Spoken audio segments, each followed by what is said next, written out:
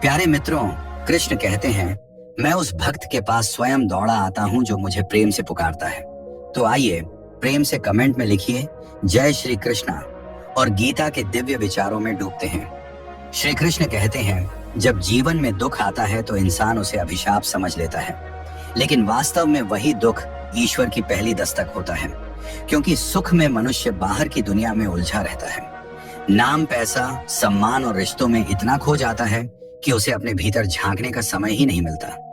लेकिन जैसे ही दुख आता है, सब कुछ शांत होने लगता है। बाहर की आवाजें धीमी पड़ जाती हैं और भीतर की आवाज पहली बार सुनाई देने लगती है। वही भीतर की आवाज भगवान की ओर ले जाती है। महाभारत के युद्ध से पहले अर्जुन का दुख केवल युद्ध का नहीं था, उसका दुख अपने ही लोगों को खोने का था। उसका दुख कर्तव्य और मोह के बीच फंसी आत्मा का था। उस क्षण श्री कृष्ण ने अर्जुन को यह नहीं कहा कि तुम दुखी मत हो। उन्होंने अर्जुन को उसके दुख के बीच खड़े रहकर सत्य दिखाया, क्योंकि श्री कृष्ण जानते थे जब तक दुख को जिया नहीं जाता तब तक ज्ञान उतरता नहीं। श्री कृष्ण कहते हैं, दुख तुम्हें कमजोर करने नहीं आता, दुख तुम्हें भीतर से खाली करने आता है, ताकि ईश्वर तुम्हारे भीतर उतर सके। जब तक अहंकार भरा रहता है तब तक भगवान के लिए जगह नहीं होती, और अहंकार सबसे पहले दुख में ही टूटता है। इसीलिए जिनके जीवन में गहरा दुख आता है वे सबसे पहले भगवान के करीब जाते हैं। जिस दिन इंसान यह समझ लेता है कि अब सब कुछ मेरे बस में नहीं है, उसी दिन से ईश्वर का हाथ उसके सिर पर आ जाता है। दुख मनुष्य को झुकना सिखाता है, और जो झुकना सीख लेता है वही भगवान को पा लेता है। श्री कृष्ण कहते हैं, जिसने दुख में भी धर्म नहीं छोड़ा, जिसने दर्द में भी कर्म नहीं छोड़ा, जिसने टूट कर भी किसी का अहित नहीं चाहा, वही वास्तव में मेरा सच्चा भक्त है। पांडवों का पूरा जीवन दुख से भरा था, अपमान, वनवास, भूख और युद्ध।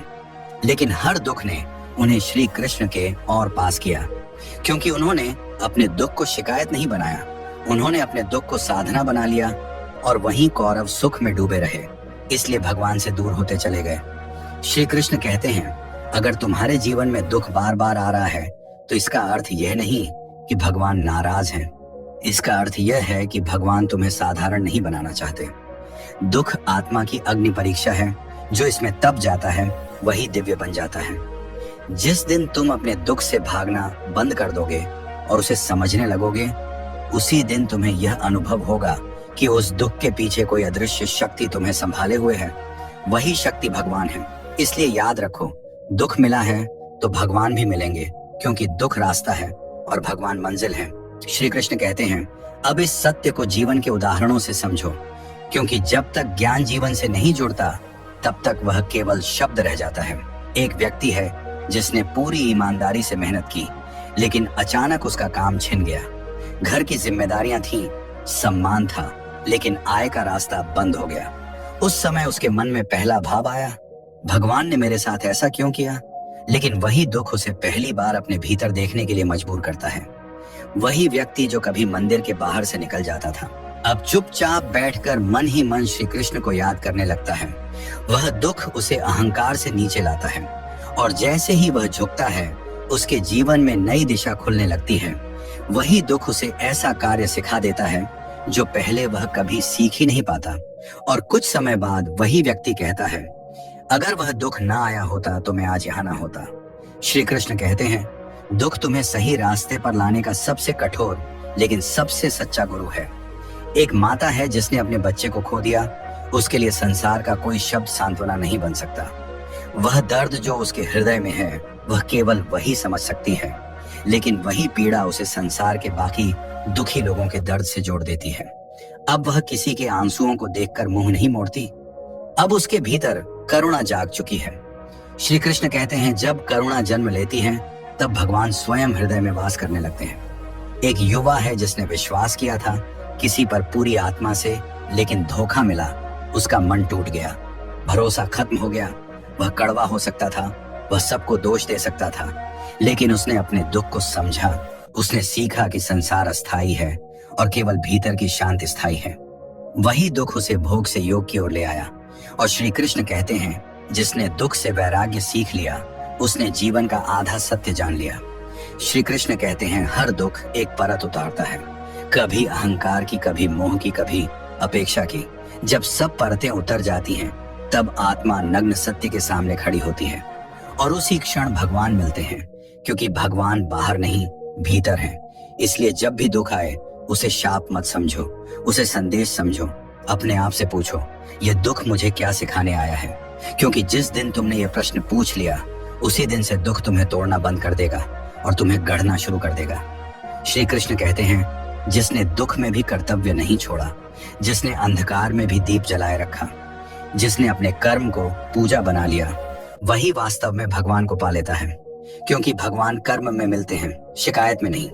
श्री कृष्ण कहते हैं, अब एक और गहराई से समझो, क्योंकि कुछ दुख ऐसे होते हैं जिनका कारण तुरंत समझ नहीं आता, और वही दुख मनुष्य को सबसे अधिक तोड़ते हैं, लेकिन वही दुख आत्मा को सबसे ऊंचाई तक ले जाते हैं। एक व्यक्ति है जिसने वर्षों तक सेवा की निष्ठा से कार्य किया, लेकिन जब फल मिलने का समय आया तो उसे नजरअंदाज कर दिया गया, किसी और को आगे बढ़ा दिया गया। उसके भीतर अन्याय की आग जल उठी। मन कहता है सब बेकार है, लेकिन वही क्षण श्री कृष्ण का कर्म योग सामने आता है। जब वह व्यक्ति यह समझ लेता है कि मेरा अधिकार कर्म पर है, फल पर नहीं, तब उसका दुख धीरे धीरे शांति में बदलने लगता है, और वही शांति उसे भीतर से इतना मजबूत बना देती है कि आगे चलकर वही व्यक्ति बिना किसी लालच के श्रेष्ठ कार्य करने लगता है, और समय आने पर वही समाज उसे सम्मान देता है। श्री कृष्ण कहते हैं, जो व्यक्ति दुख में भी अपने कर्म को शुद्ध रखता है, वही भगवान के सबसे निकट होता है। एक परिवार है जहां सब कुछ होते हुए भी मन में खालीपन है, हंसी है, पर शांति नहीं है। कारण यह है कि वहां केवल भोग है, भाव नहीं। जब अचानक जीवन में कोई कठिन परिस्थिति आती है, बीमारी या बड़ा खर्च, तब पहली बार परिवार एक साथ बैठता है, पहली बार एक दूसरे की कीमत समझ में आती है। वही दुख रिश्तों में आत्मा भर देता है। श्री कृष्ण कहते हैं, दुख कभी कभी संबंधों को तोड़ता नहीं, बल्कि उन्हें जीवित करता है। एक साधारण किसान है जिसने पूरे वर्ष मेहनत की, लेकिन मौसम की मार से फसल नष्ट हो गई। उसकी आंखों में आंसू हैं, लेकिन वह आकाश की ओर देखकर शिकायत नहीं करता। वह फिर से बीज बोने की तैयारी करता है। वही क्षण भक्ति का है। श्री कृष्ण कहते हैं, जब मनुष्य परिणाम टूटने के बाद भी प्रयास नहीं छोड़ता, तब वह मुझे बिना शब्दों के पूछता है। एक व्यक्ति है जो बीमारी के कारण अपने शरीर से हार गया था, चल नहीं सकता था। पहले उसका जीवन केवल शरीर की शक्ति पर टिका था, लेकिन जब शरीर कमजोर पड़ा तब उसने मन को साधना शुरू किया। उसने पढ़ना शुरू किया, सोचना शुरू किया, भीतर की यात्रा शुरू की, और वही व्यक्ति जो पहले बाहर दौड़ता था, अब भीतर जाग गया। श्री कृष्ण कहते हैं, जब शरीर थमता है तब आत्मा चलना शुरू करती है। इसलिए याद रखो, हर दुख का उत्तर तुरंत नहीं मिलता। कुछ उत्तर समय के साथ खुलते हैं, लेकिन जब उत्तर मिलता है तब यह स्पष्ट हो जाता है कि वह दुख विनाश नहीं था, वह निर्माण था, वह दूरी नहीं थी, वह भगवान के और करीब आने की प्रक्रिया थी। श्री कृष्ण कहते हैं, जो दुख तुम्हें भगवान से जोड़ दे वही सच्चा दुख है, और जो सुख तुम्हें भगवान से दूर कर दे वह सबसे बड़ा दुख है।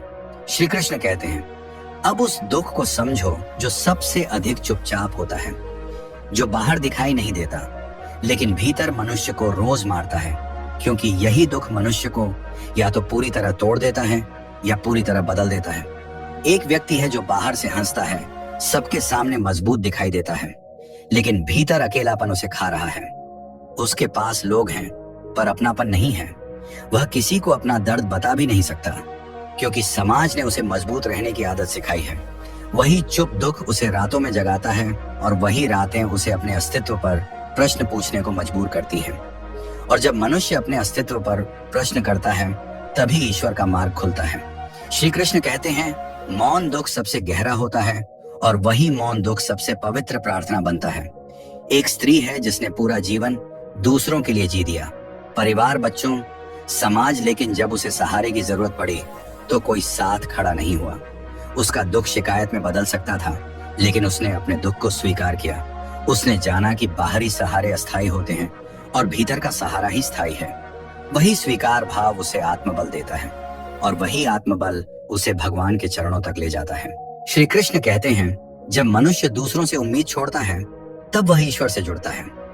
एक विद्यार्थी है जिसने पूरी मेहनत की थी, लेकिन परिणाम मन के अनुसार नहीं आया। आत्मग्लानि, शर्म और भय ने उसे घेर लिया।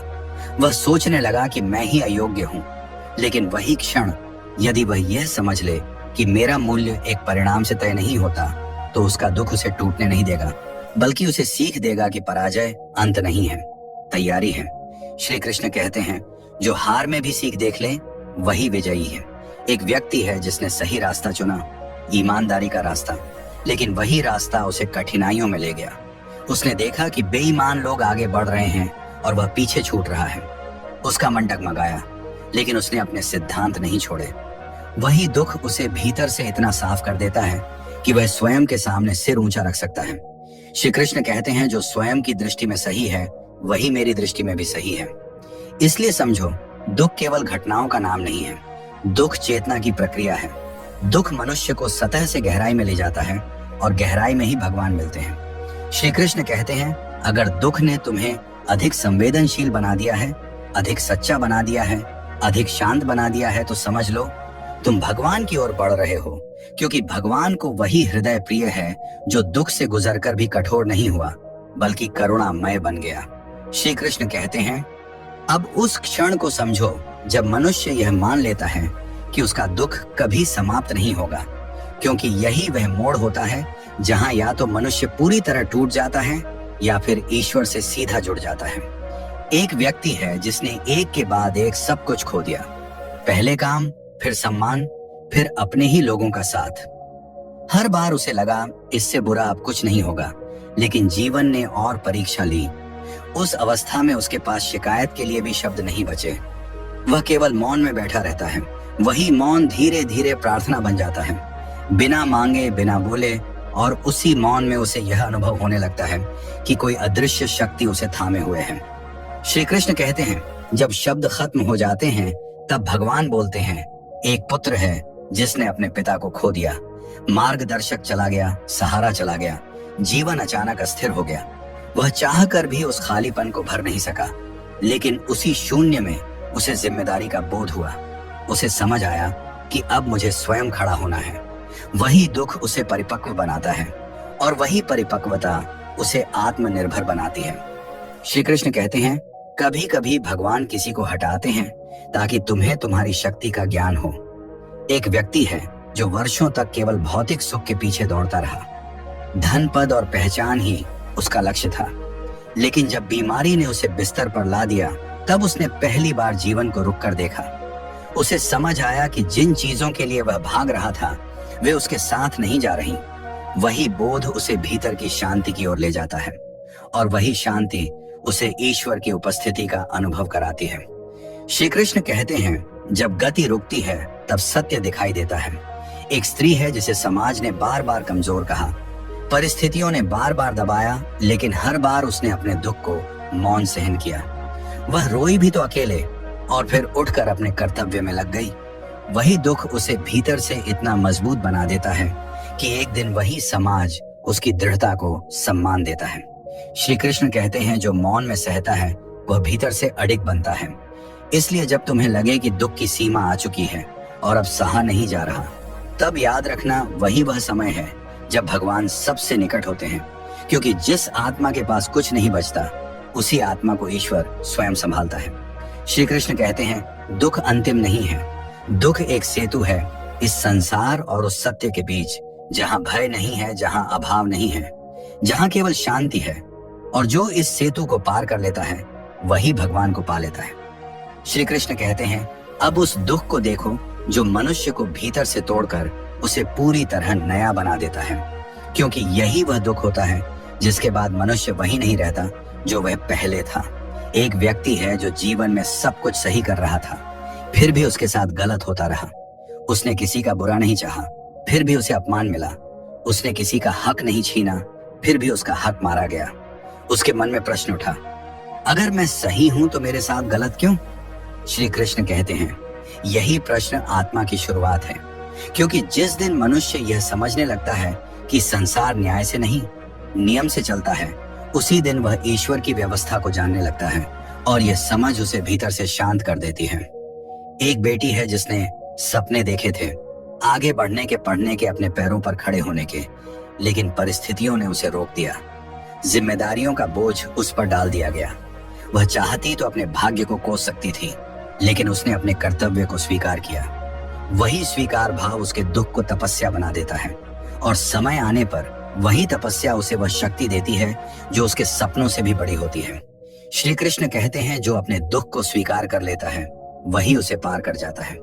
एक मित्र है जिस पर आंख बंद करके भरोसा किया गया, लेकिन उसी ने पीठ पीछे विश्वास तोड़ दिया। उस दिन मनुष्य का विश्वास सिर्फ इंसान से नहीं टूटा, जीवन से भी टूट गया। लेकिन वही चोट उसे यह सिखाती है कि भरोसा बाहर नहीं, भीतर होना चाहिए। और जब भरोसा भीतर टिक जाता है तब कोई धोखा मनुष्य को कमजोर नहीं कर सकता। श्री कृष्ण कहते हैं जिसने भीतर का आधार बना लिया उसे संसार हिला नहीं सकता। एक व्यक्ति है जो रोज मेहनत करता है लेकिन परिणाम दिखाई नहीं देता। लोग कहते हैं छोड़ दो, यह सब तुम्हारे बस का नहीं, लेकिन वह फिर भी अपना कर्म करता रहता है। चुपचाप बिना दिखावे के, बिना शिकायत के वही मौन कर्म धीरे धीरे उसके भीतर ऐसी स्थिरता पैदा कर देता है कि सफलता आने पर भी उसका सिर नहीं घूमता। श्री कृष्ण कहते हैं जिसने दुख में धैर्य सीख लिया उसने सफलता में संतुलन भी पा लिया। इसलिए समझो, दुख कोई गलती नहीं है। दुख ईश्वर की प्रक्रिया है जो तुम्हें भीड़ से अलग करती है, जो तुम्हें गहराई देती है, जो तुम्हें भीतर से सच्चा बनाती है। श्री कृष्ण कहते हैं अगर दुख ने तुम्हें शांत कर दिया है, अगर दुख ने तुम्हें समझदार बना दिया है, अगर दुख ने तुम्हें अहंकार से मुक्त कर दिया है, तो समझ लो तुम भगवान की ओर चल पड़े हो। क्योंकि भगवान वहीं प्रकट होते हैं जहां मनुष्य टूट कर भी कड़वा नहीं होता बल्कि जागृत हो जाता है। श्री कृष्ण कहते हैं अब उस दुख को समझो जो मनुष्य को अकेला कर देता है, क्योंकि यही अकेलापन आत्मा की सबसे बड़ी प्रयोगशाला होता है। यही या तो मनुष्य अपने विचारों से हार जाता है या फिर अपने भीतर ईश्वर को पा लेता है। एक व्यक्ति है जिसके चारों ओर लोग थे, लेकिन जब संकट आया तो कोई साथ खड़ा नहीं हुआ। फोन शांत हो गए, दरवाजे बंद हो गए।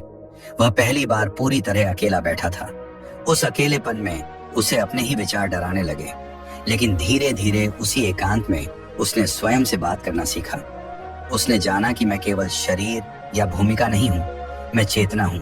वही बोध उसे भीतर स्थिर कर देता है। श्री कृष्ण कहते हैं जब बाहर का सहारा छूटता है तब भीतर का सहारा प्रकट होता है। एक युवक है जिसने जीवन में एक ही लक्ष्य बनाया था और उसी पर सब कुछ दांव पर लगा दिया था, लेकिन वह लक्ष्य पूरा नहीं हुआ। वर्षों की मेहनत जैसे व्यर्थ चली गई। उस समय उसे ऐसा लगा जैसे उसका अस्तित्व ही बेकार हो गया हो।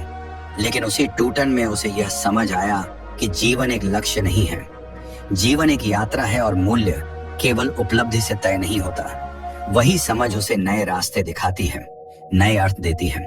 श्री कृष्ण कहते हैं जब एक द्वार बंद होता है तो इसीलिए कि तुम्हारी दृष्टि दूसरे द्वार पर जाए।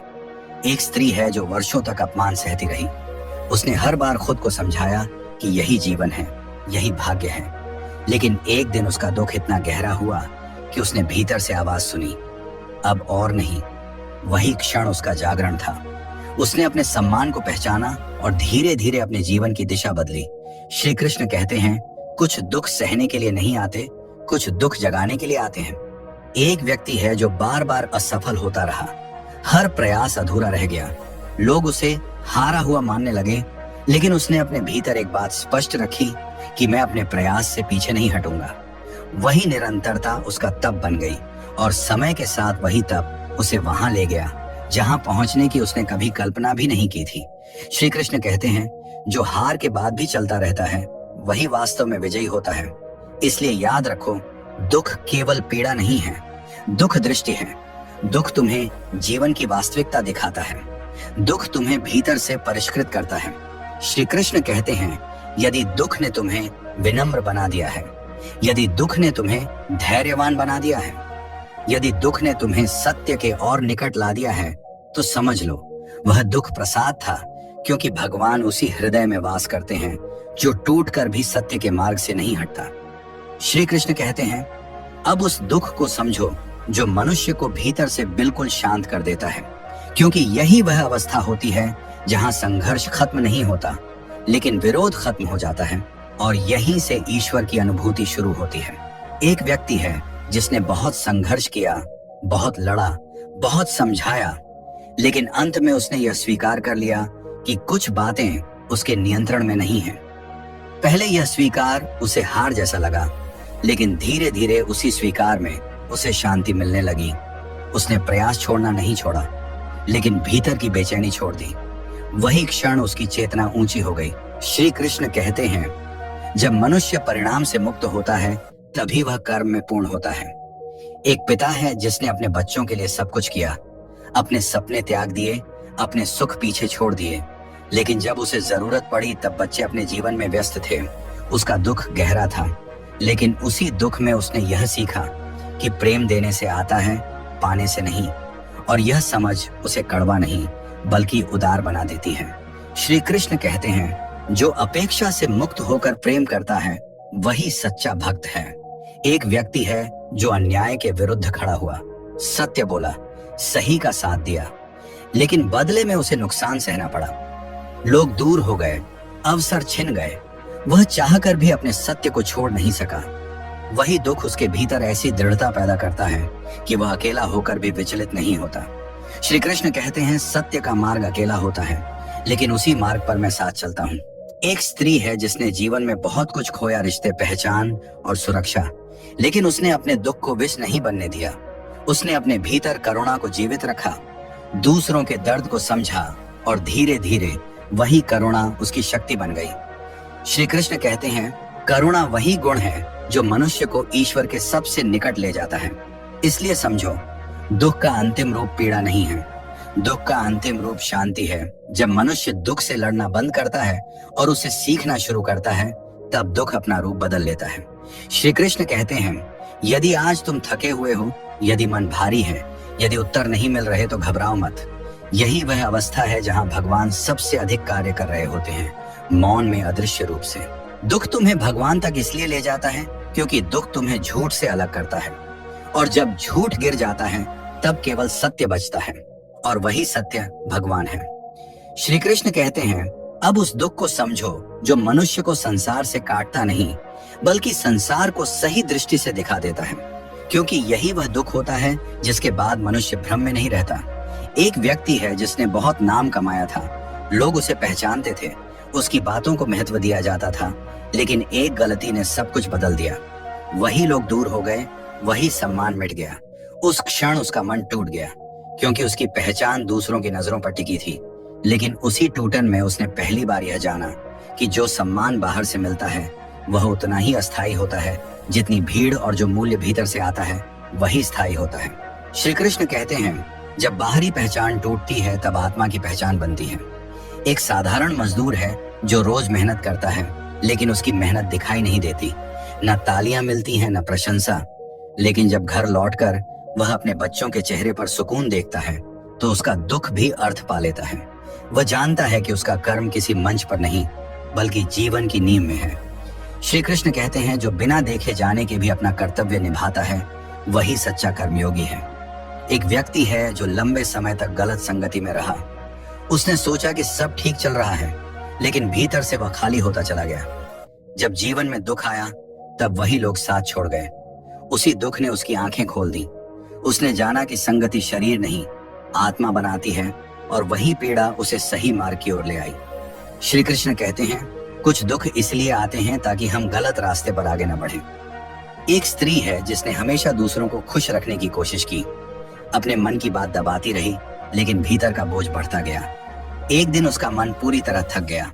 वही थकान उसे अपने लिए खड़ा होना सिखाती है। उसने सीखा कि आत्मसम्मान स्वार्थ नहीं है, और जो स्वयं को समझ लेता है वही दूसरों को सही रूप से प्रेम कर सकता है। श्री कृष्ण कहते हैं, जिसने स्वयं को महत्व देना सीख लिया उसने जीवन का संतुलन पा लिया। इसलिए जान लो, दुख जीवन का अंत नहीं है।